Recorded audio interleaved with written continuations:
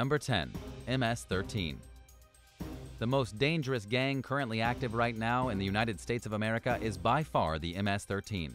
For years now, the violent MS13 gang, which has its origins in El Salvador, has been terrorizing New York City, Long Island, and the surrounding area.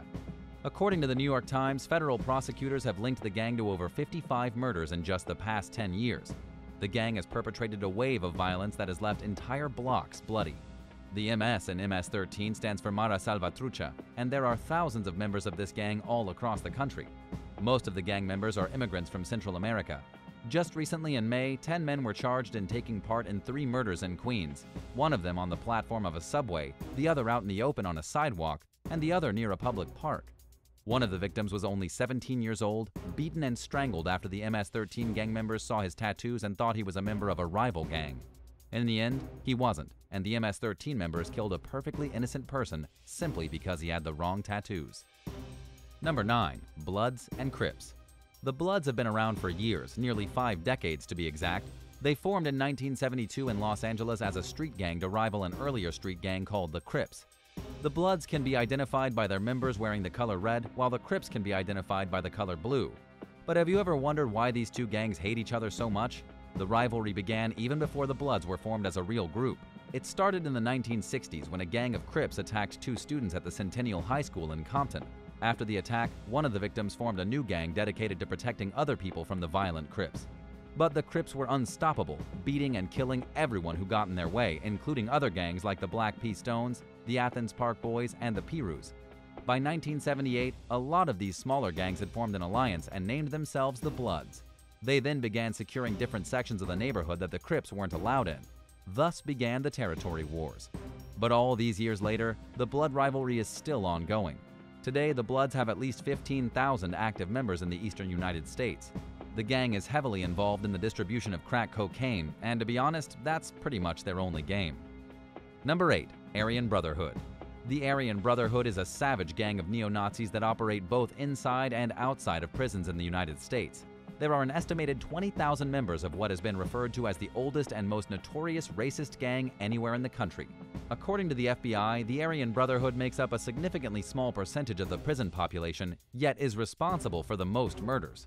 Like most street gangs, the Aryan Brotherhood focuses on drug trafficking, extortion, murdering people for money, and prostituting their fellow inmates for cash. As you most likely already know, the organization is white only. They're the most hardcore racists anywhere in North America. In order to become a member of the Aryan Brotherhood in prison, a new member is typically required to kill another inmate, usually of a different color. The origin of the Aryan Brotherhood isn't something well known. It began in the 1960s at a time when prisons in the U.S. were segregated. When segregation ended and the prison inmates began to be locked up with one another, inmates organized themselves into gangs based on race. The Aryan Brotherhood was the all-white gang, believed to have first been formed in the San Quentin State Prison. Number 7. The Yakuza. The Yakuza, the notorious Japanese mafia, has a larger influence in the U.S. than many people think. In fact, the Yakuza was once so powerful on U.S. soil that during the Obama administration, they had their assets frozen and were banned from conducting any business in the country. The measures were introduced by the U.S. Treasury Department in response to the increasing trouble with the Yakuza and human trafficking. They also had a pretty hefty hand in money laundering and illegal prostitution. Unlike the violent and disorganized street gangs, the Yakuza operated primarily like shady businessmen. Through their illicit activities, they brought in billions and billions of dollars a year in earnings. The U.S. couldn't actually stop the Yakuza from doing business, so instead, they targeted the 2 men at the top of the crime syndicate, Kenichi Shinoda and Kiyoshi Takayama. They froze their American-owned assets and basically banished them from the States. However, considering there are somewhere around 80,000 gangsters in Japan, others will simply take their place in America and keep up business as usual. Have you ever heard of this gang? Let us know in the comments below, and if you're liking this video, be sure to hit the thumbs up and subscribe buttons if you haven't already. Number 6. The Mexican Mafia. From what we can figure out, the best estimates place the gang being formed in 1957 by Luis Flores during his incarceration at the Duell Vocational Institution in California. The gang was created to protect Hispanics inside the California prison system, but by 1960 the gang had some serious power. They pushed their influence outside the prisons and began expanding into the public scene, raking in money from gambling, extortion, and the sale of drugs. The Mexican Mafia joined forces with street gangs in East Los Angeles and became an unstoppable force. They had unbelievable influence until the 1990s when police really came down on them and started to pull out the guts of their illegal machine. But in 1995, the FBI had used the RICO Act, the same act used to take down the Italian Mafia, to charge 22 high-profile members. Unfortunately, after the devastating blow to the Mafia's hierarchy, they simply reformed. They're still active today, continuing criminal activities throughout California. They don't wield the same power they used to, but they're definitely still around. Number 5. Barrio Azteca. The Barrio Azteca is one of the most savage and dangerous gangs to ever operate in the state of Texas. Their leader is even on the FBI's list of most wanted criminals. Their members just recently murdered a pregnant U.S. consulate and her husband. But their crimes don't stop at murder. They traffic human beings and drugs, they commit torture, and they're known as professional contract killers. They also operate on both sides of the border, with thousands of members in both Texas and Mexico. They're heavily associated with Mexican drug cartels, as well as 2 other gangs we talked about earlier, the Mexican Mafia and MS13. But since Barrio Azteca is in bed with the cartels, they also have some cartel enemies. After all, nobody wars with each other quite like the cartels do. If not for their rivalry with the Sinaloa cartel and Jalisco New Generation cartel, Barrio Azteca would be significantly more dangerous. But as it is, most of their killing, drug dealing, and human selling is restricted to Texas, specifically around El Paso. Number 4. The Hells Angels.